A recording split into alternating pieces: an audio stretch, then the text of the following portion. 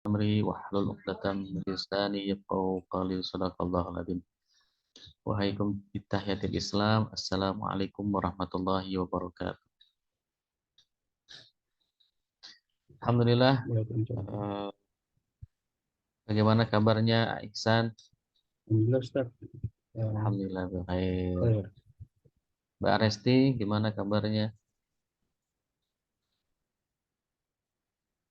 Bang Ukar? Mas, Alhamdulillah Pak, sehat. Alhamdulillah sehat. Lagi di project apa di rumah ini? Ini kebetulan lagi libur di rumah. Oh di rumah ya, Masya Allah. Alhamdulillah. Ini backgroundnya suara ayam tuh, Masya Allah. Di kangen kampung. Iya, iya, banyak ayam kampung Pak di sini. Iya di sini. Alhamdulillah buat tahun baru sama Lebaran Pak, nggak usah harus beli daging. Alhamdulillah. Allahu Akbar. Masya Allah. Tinggal sembelih aja ya mau ya. Iya, ya ibaratnya ya sambil menyelam minum air Pak.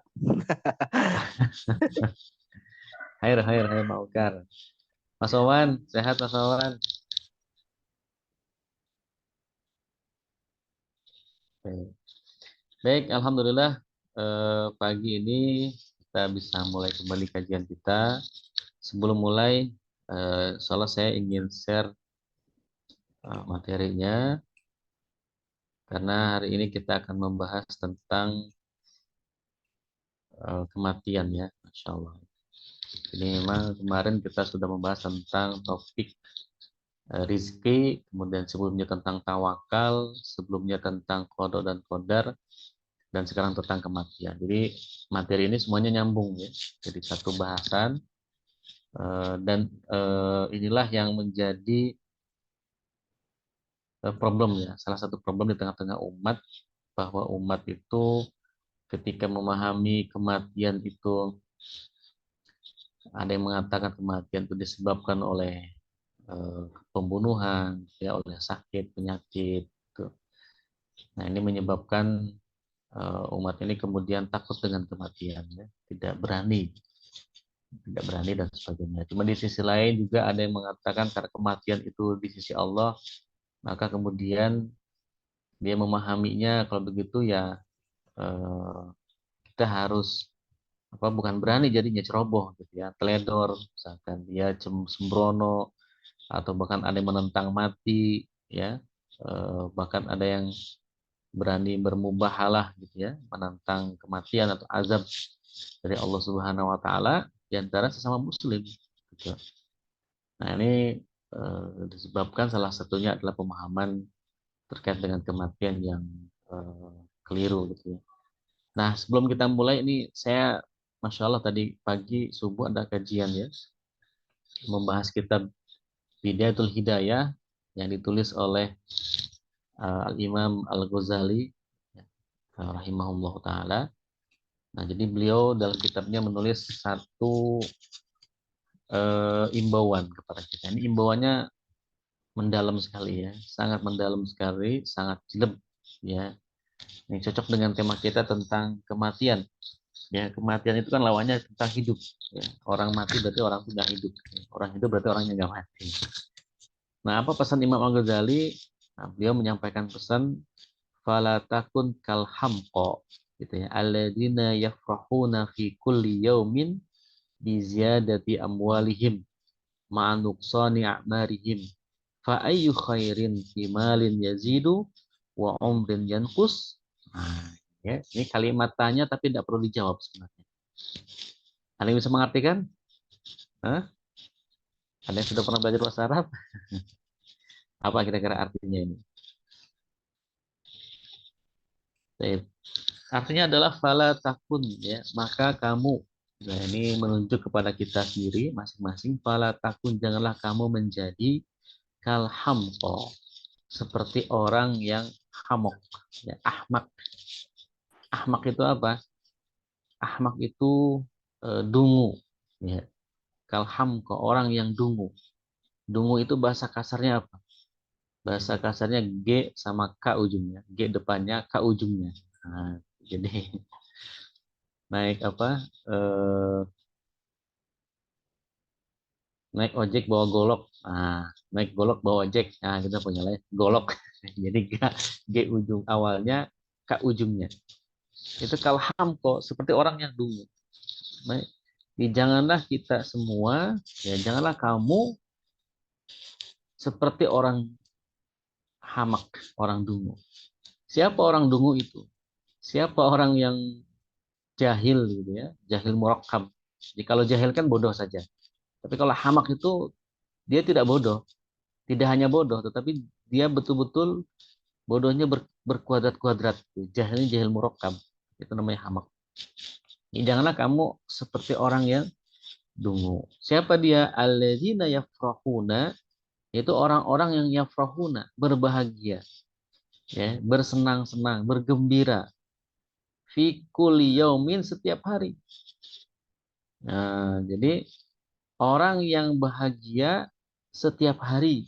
Lah, emang nggak boleh bahagia setiap hari? Nah, boleh.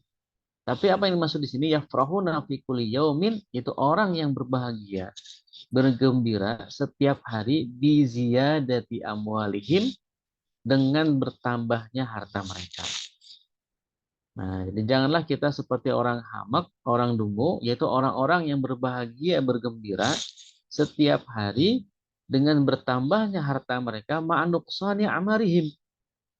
Di sisi lain usianya berkurang. Jadi ya, jadi orang yang dungu bisa disebutkan adalah orang yang setiap hari itu berbahagia hanya karena bertambahnya harta mereka. Jadi setiap hari dia bergulat dengan harta. Dia berpikir bagaimana hartanya bertambah. Dia berusaha sekuat tenaga agar hartanya bertambah. Uangnya nambah, rekeningnya nambah. Itu saja yang dipikirkan setiap hari. Dan ketika bertambah, dia bahagia. Dia bergembira. Tapi di sisi lain, usianya itu berkurang. Gitu. Jadi setiap hari usianya berkurang, hanya ya diisi ke usia-usia itu, habis diisi dengan usaha kita untuk menambah uang, menambah harta. Maka kemudian Imam Al-Ghazali bertanya, fa'ayu khairin, kebaikan yang seperti apa yang kamu inginkan itu? Fa'ayu khairin, kebaikan yang seperti apa? Kebaikan model mana? Ya, kebaikan model apa yang kalian inginkan? Fi malin yazidu, hartanya bertambah, wa umrin yanqus, sedangkan usianya berkurang. Ya. Jadi setiap hari usia kita berkurang, setiap hari usia kita habis, hanya digunakan untuk bagaimana cara bertambahnya harta. Nah, ini adalah himbauan dari Imam Al-Ghazali. Lalu bagaimana seharusnya? Nah, seharusnya itu adalah lanjutannya ada, ya. Di lanjutannya di kitab Bidayatul Hidayah disebutkan, hendaknya seseorang itu berbahagia, yafrahuna bi ziyadati ilmin wa amalihim. Nah, jadi hendaknya kita tuh berbahagia ketika kita bertambah ilmu dan bertambah amal kita. Masya Allah ya. Jadi kita itu justru wajib berbahagia ketika kita bertambah ilmu. Ya. Dan ketika kita bertambah ilmu, maka bertambah pula amal. Itu yang wajib kita syukuri. Ya. Kenapa? Jadi usia kita akan habis digunakan untuk menambah ilmu, usia kita akan habis digunakan untuk beramal. Nah, jadi kata kuncinya apa? Ilmu dan amal. Nah, ini yang menjadi landasan kita. Jadi kalaupun kita misalkan menambah harta kita, bekerja, berusaha untuk menambah harta kita, itu harus dengan ilmu. Dan juga betul-betul amal itu didasari dengan ilmu. Sehingga usaha kita, kerja kita, itu akan berkah. Kita akan membawakan keberkahan buat kita. Jadi usia kita tidak sia-sia. Inilah yang disebut dengan usia yang barokah. Usia yang barokah itu usia yang digunakan setiap harinya oleh kita ya untuk kebaikan. Yaitu apa? Bertambahnya ilmu dan bertambahnya amal. Ya, amal ibadah. Ilmu di sini maksudnya ilmu yang menghantarkan kita kepada surganya Allah Subhanahu wa taala. Ilmu yang bisa menambahkan pahala buat kita semua. Ilmu yang senantiasa menjauhkan kita dari kemaksiatan kepada Allah. Ilmu yang menjauhkan kita dari keharaman, perbuatan-perbuatan haram yang telah Allah larang kepada kita. Nah, ilmu itu yang kita butuhkan. Ya, sehingga ketika kita berusaha, beramal, bekerja untuk menambah harta, bertambahnya harta itu juga bertambah keberkahan. Kenapa? Karena harta itu bertambah diiringi dengan ilmu, harta itu bertambah, harta yang halal bukan harta yang haram. Nah, yang ditakutkan itu di sini adalah kita senantiasa tidak memikirkan ilmu, tidak memikirkan amal, yang kita pikirkan hanya harta saja. Bagaimana harta bertambah, ya kan? Bagaimana harta itu bisa nambah lagi, berapa digit lagi, berapa digit lagi. Jadi kalau harta kita bikin target, ya, pokoknya bulan ini aku harus closing berapa unit, ya. Tapi kita kemudian lupa, ya, tidak menarget ya ilmu kita, tidak mengupgrade ilmu kita, ya, tidak kemudian menambah amal ibadah kita, ya. Nah, ini tentu tidak diinginkan oleh kita. Mudah-mudahan teman-teman di Agenda ini dengan adanya kajian seperti ini, kajian rutin seperti ini, atau kajian-kajian yang lain yang antum ikuti, itu akan menambah ilmu dan menambah amal dan memberkahi setiap penambahan harta yang kita lakukan dalam usaha antum semua atau usaha kita semua. Nah, ini yang kita inginkan ya. Jadi jangan sampai usia kita tidak berkah, ya, hanya usia kita berkurang, tetapi harta memang bertambah, tapi usianya tetap berkurang. Gitu ya. Baik, ini mukadimah ya, mukadimah dari kajian yang apa kita tadi dapatkan di kajian subuh, membahas kitab Bidayatul Hidayah. Baik. Nah, kita masuk ke materi kita tentang kematian, makna kematian. Tentu ketika kita berbicara mati, ya, semua orang pasti mati. Ya. Jadi kalau syairnya siapa? Yang sering diulang-ulang tuh. Rakyat biasa mati, presiden mati, raja mati, ya, semuanya mati. Mati itu ya sesuatu hal yang pasti didapatkan oleh siapapun, baik yang lemah ataupun yang kuat, baik yang miskin ataupun yang kaya, baik anak kecil atau anak dewasa. Ya, kejadian bencana gempa ya di Cianjur itu menunjukkan kepada kita bahwa kematian bisa menimpa siapa saja. Ya, nah, semoga Allah mengampuni dosa-dosa para korban ya yang tertimpa bencana Cianjur ya, gempa Cianjur kemarin. Nah, ikhwani wa akhwati rahimakumullah, ada banyak orang yang memahami bahwa orang kematian itu karena sebab-sebab tertentu. Jadi orang tuh mati karena sebab tertentu. Misalkan terkena kanker, ya, kemudian tidak dapat disembuhkan, akhirnya dia mati. Jadi dia beranggapan orang itu mati karena kanker. Ya. Orang jatuh ke jurang, kemudian kepalanya pecah, itu menyebabkan kematian. Sehingga orang beranggapan bahwa jatuh ke jurang itulah penyebab matinya seseorang. Atau pecahnya kepala seseorang, itulah yang menyebabkan kematian. Ada orang yang ditusuk dengan pisau, ya, tepat pas jantungnya, kemudian orang mengatakan itulah yang menyebabkan terjadinya kematian, yaitu tertusuknya jantung oleh pisau. Nah, dan banyak hal yang lain seolah-olah bahwa itulah penyebab kematian. Atau dalam bencana kemarin ya, orang tertimpa reruntuhan, ya, ketika jalan di bawah longsor tertimbun, kemudian dia mati. Yang beranggapan bahwa dia itu mati disebabkan karena tertimpa longsor. Nah, apakah demikian pemahaman yang benar tentang kematian itu? Ya, nanti kita lihat. Tentu pemahaman ini sebenarnya kurang tepat atau bisa dikatakan salah. Ya, salah jika mengatakan bahwa kematian itu disebabkan oleh kejadian-kejadian yang tadi disebutkan satu persatu. Ya. Nah, lalu bagaimana pemahaman yang benar? Ya, tentu pemahaman yang benar itu bukan, ya, atau benarkah akibat peristiwa-peristiwa yang disebutkan tadi? Nah, nanti kita lihat ya. Nah, sebagaimana sebelumnya, bahwa kematian pun ternyata ada dua aspek, sebagaimana rizki. Ya. Ada al-hal ada kondisi, ada asbab, ada sebab. Jadi ada kondisi yang biasanya ya mendatangkan kematian, dan juga ada sebab yang betul-betul bisa mendatangkan kematian.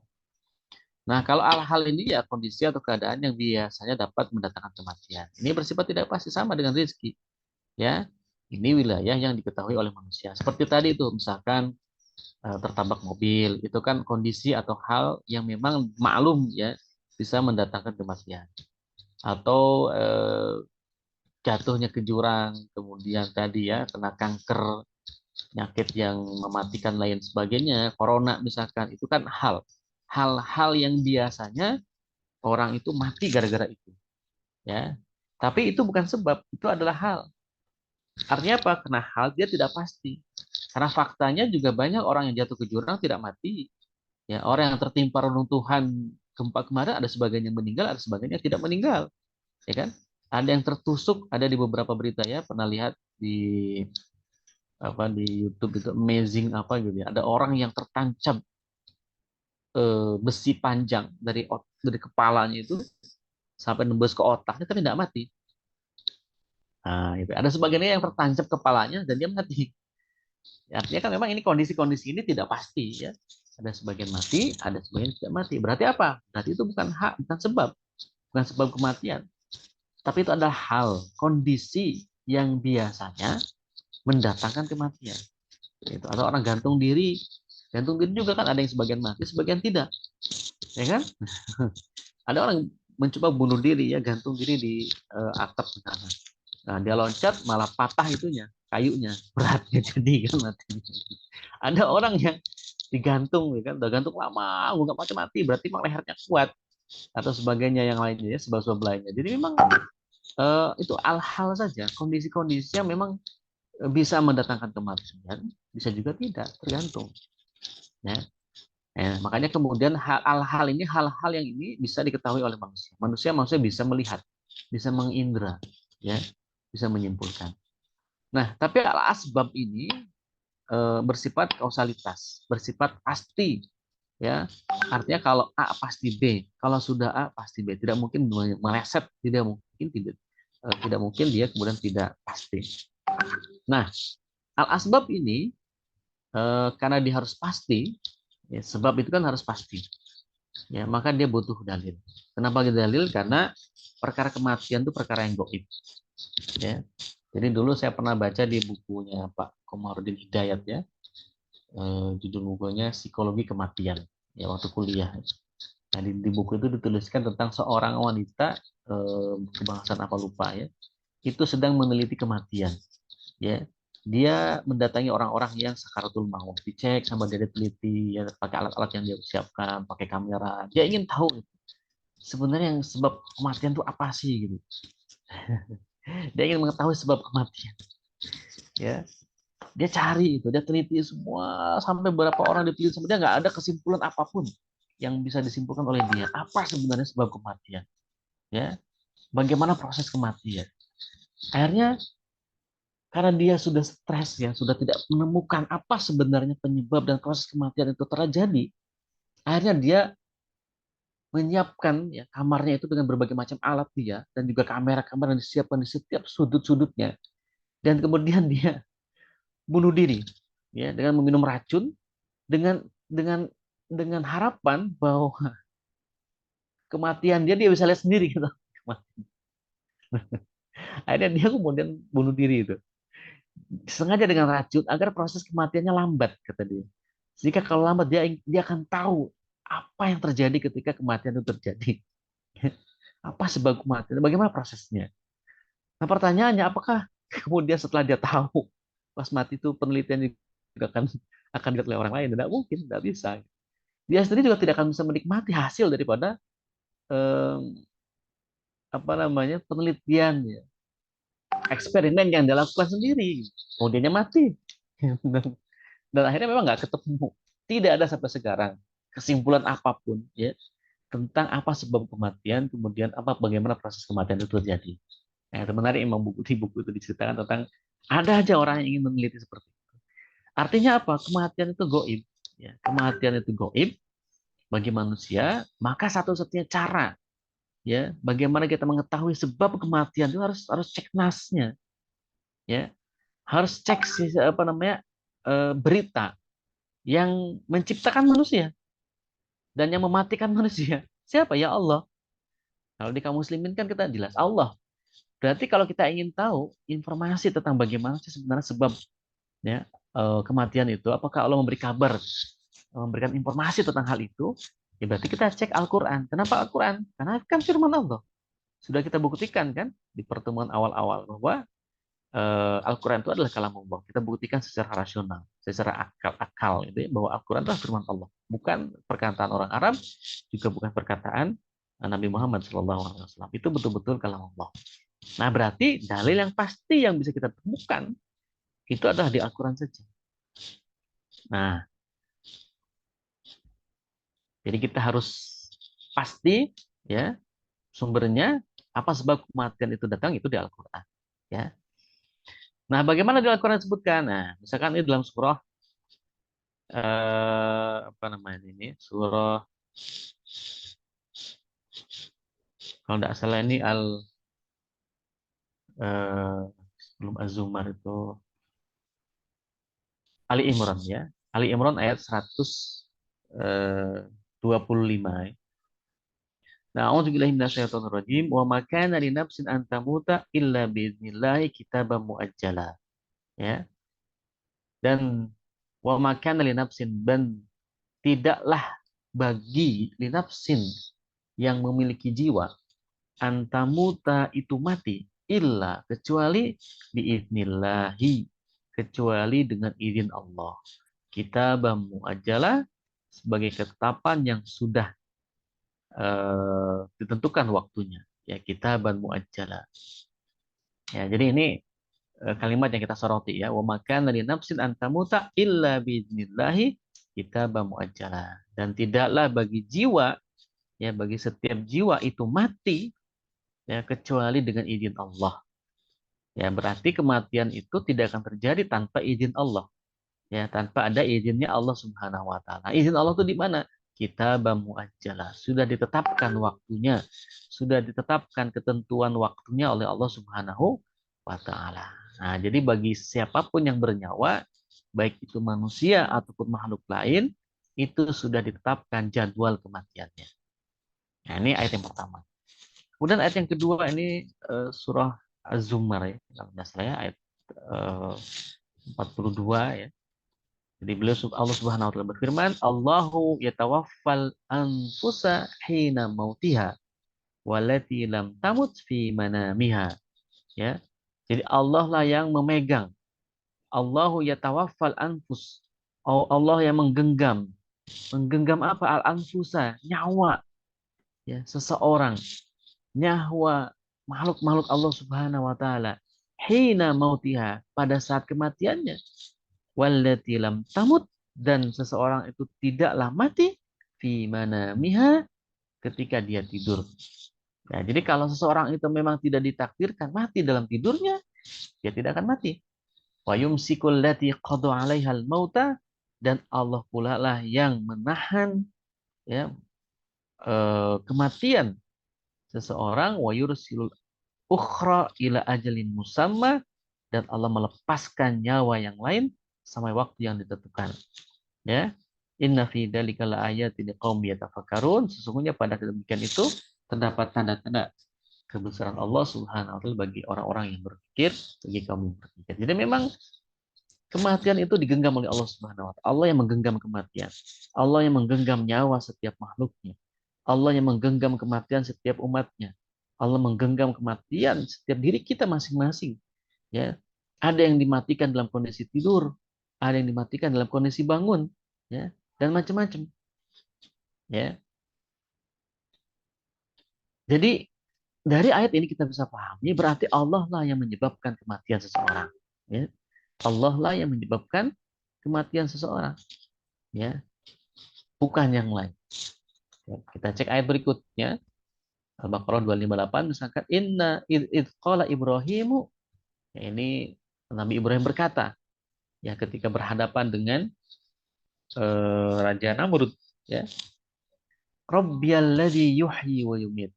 Tuhankulah yang menghidupkan dan juga mematikan. Jadi Allah Subhanahu wa taala lah yang menghidupkan dirinya dan mematikan dirinya. Yang menghidupkan manusia dan yang mematikan manusia.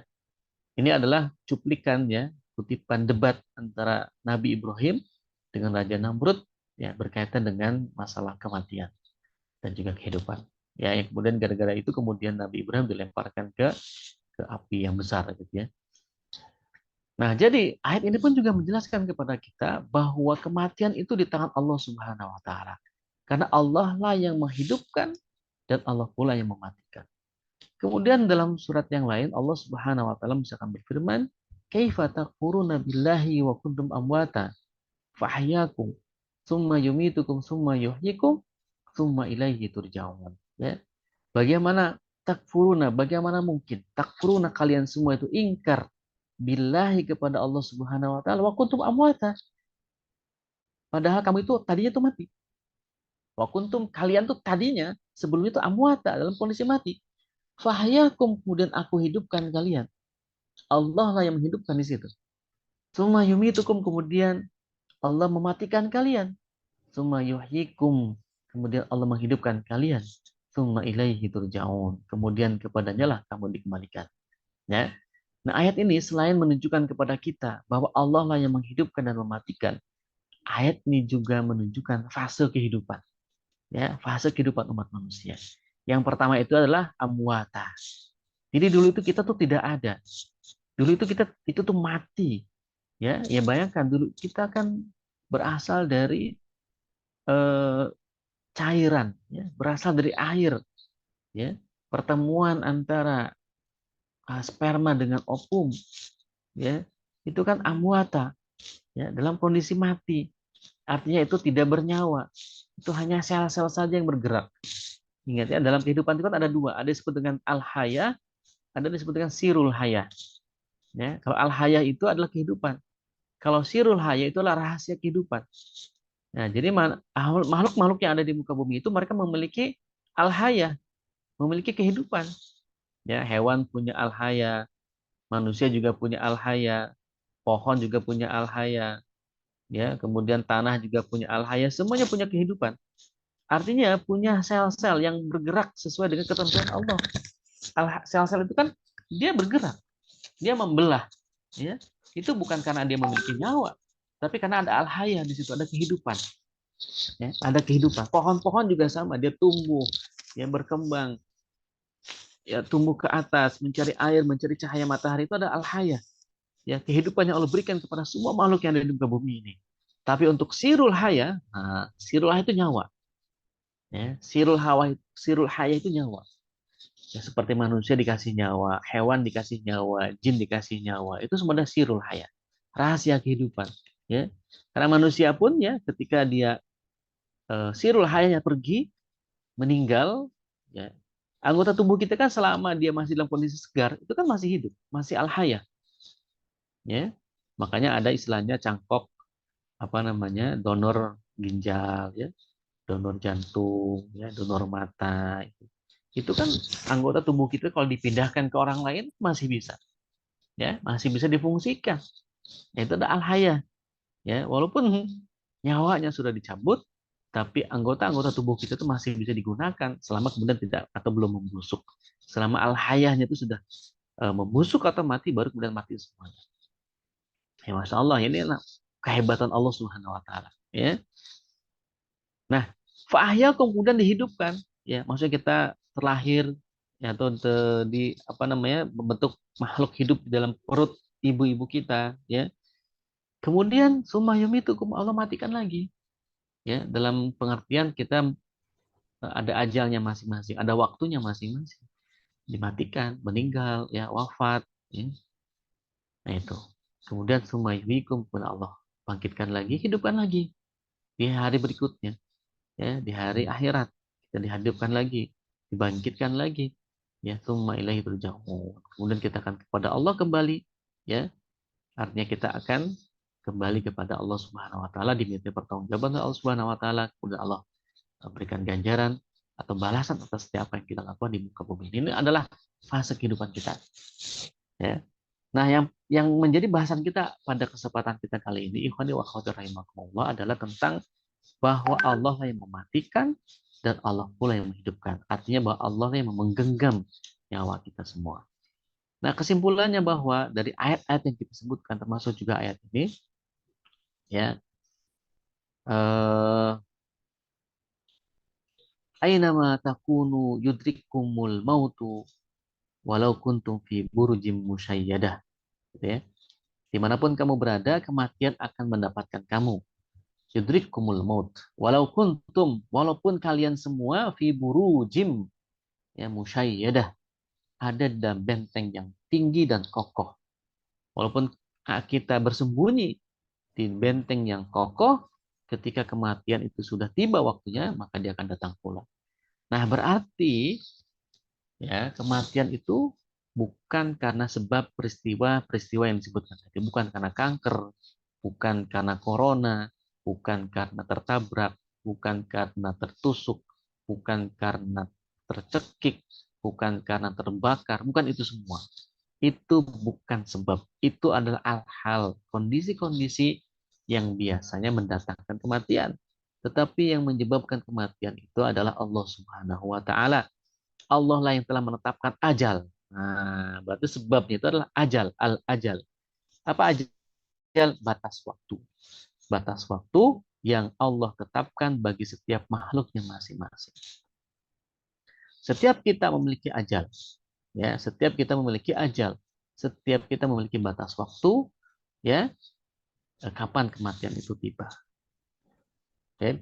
Qul innal mautal ladzi tafirruna minhu fa innahu mulaqikum tsumma turadduna ila alimil ghaibi wasyahadati fayunabbiukum bima kuntum ta'malun.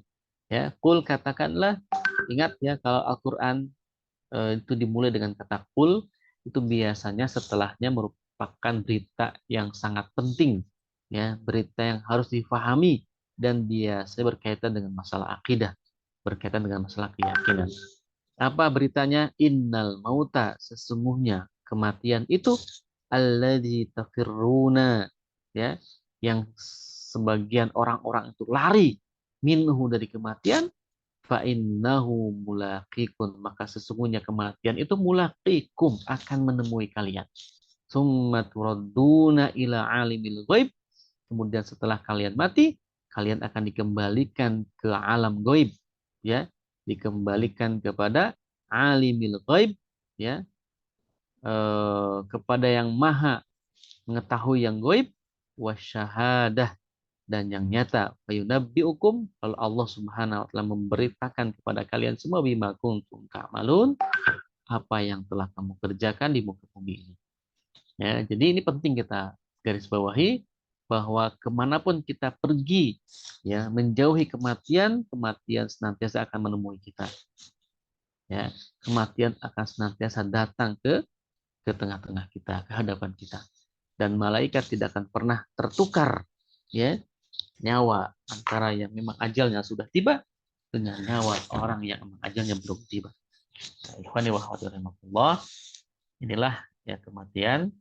Ya, dari Al-Quran tersebut kita pahami bahwa kematian itu berasal dari Allah Subhanahu wa taala, ya, karena Allah itu Al-Muhyi, Maha menghidupkan, dan juga Al-Mumit, Maha mematikan. Maka penyebab kematian yang berasal dari Allah adalah sampainya ajal, ya, tibanya ajal, tibanya batas waktu. Kemudian karena ajal yang menjadi batas waktu, ya, maka manusia tidak bisa lari daripadanya, ya, meskipun dia bersembunyi di dalam benteng yang kokoh tadi, ya, fi burujim musyayyadah tadi, ya, dan juga meskipun dia sakit parah atau mengalami kecelakaan, manusia tidak bisa lari daripada kematian, daripada ajal. Artinya, kalau dia memang sudah waktunya mati, tidak dapat dimundurkan.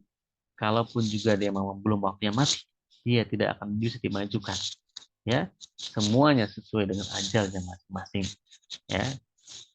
Kemudian ajal itu berarti kesimpulannya, ajal lah yang menyebabkan kematian seseorang, Bagaimana Allah Subhanahu wa taala berfirman, "Wala yuakhirullahu nafsan idza jaa ajaluha. Wallahu khabirum bima ta'malun."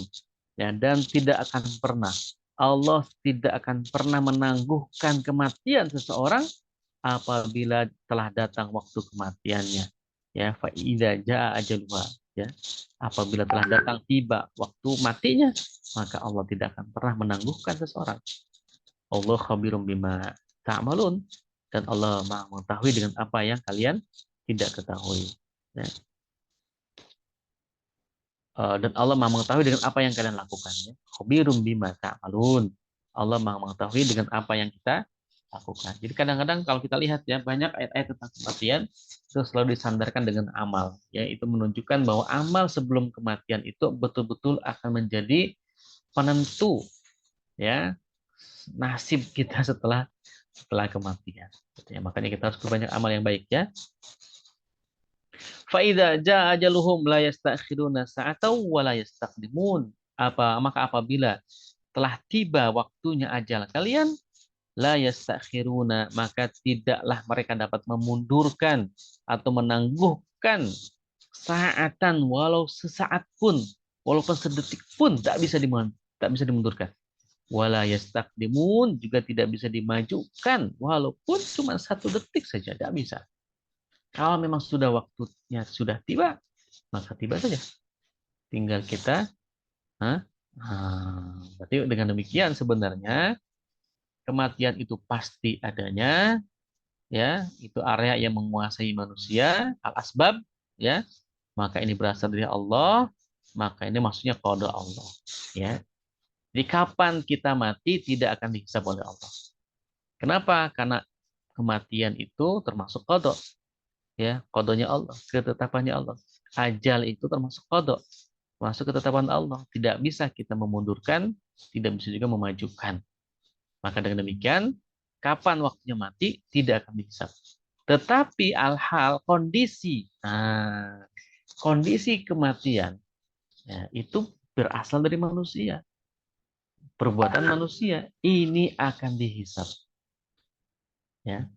Apakah ketika waktu mati itu tiba, kita dalam keadaan apa? Keadaan apanya itu kita yang memilih. Ya, apakah ketika sedang bekerja, apakah ketika tidur, apakah ketika kita sedang bermaksiat, atau ketika kita sedang beribadah. Ya, itu pilihan kita tuh. Maka fokus kita sebagai manusia jangan ke sini, jangan ke asbab. Itu asbab udah pasti itu. Harus kita yakini bahwa kematian itu dari Allah. Allah yang menetapkan. Yang kita harus lebih fokuskan adalah dalam kondisi apa kita mati. Ini yang menjadi perhatian kita. Ini yang menjadi concern kita. Saya itu mati ini dalam kondisi apa? Ya, matinya seseorang, ya itu biasanya tergantung kebiasaan kita. Kondisi kematian seseorang tergantung kebiasaan kita. Kalau kebiasaan kita itu ibadah, ya, berjalan dengan amalan yang baik, amal soleh, maka insya Allah, ya, Allah akan matikan kita dalam kondisi itu. Ya. Walaupun sesekali kita maksiat, tapi kita berdoa kepada Allah agar kita dimatikan dalam kondisi itu, dalam kondisi ketaatan. Maka artinya apa? Kita harus berbanyak, atau bagaimana caranya setiap amal yang kita lakukan itu berfaedah, berpahala, ya, bukan dalam keburukan. Nah, jadi ini yang menjadi perhatian kita. Jadi jangan sampai kita meninggal dalam kondisi kita dalam maksiat.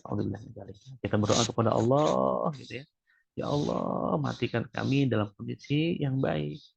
Matikan kami dalam husnul khatimah. Ya, matikan kami dalam husnul khatimah. Ya, kematian yang atau akhir yang baik. Ya. Bukan akhir yang tidak baik. Bukan su'ul khatimah. Bukan buruk akhirnya. Na'udzubillah min dzalik. Ya, kita berdoa kepada Allah agar kita dimatikan dalam kondisi yang baik. Dalam kondisi yang sedang beribadah. Dalam kondisi yang sedang berdakwah. Dalam kondisi yang sedang bekerja untuk memberikan nafkah kepada keluarga kita. Itu juga ibadah kalau niatnya kita ibadah. Ya. Dan juga apa yang kita kerjakan itu betul-betul berpahala, bukan yang mengandung keharaman. Nah, kita khawatir pas kita lagi maksiat kita mati. Nah, itu namanya suul khatimah. Suul khatimah. Baik ya, jadi fokusnya itu ke situ.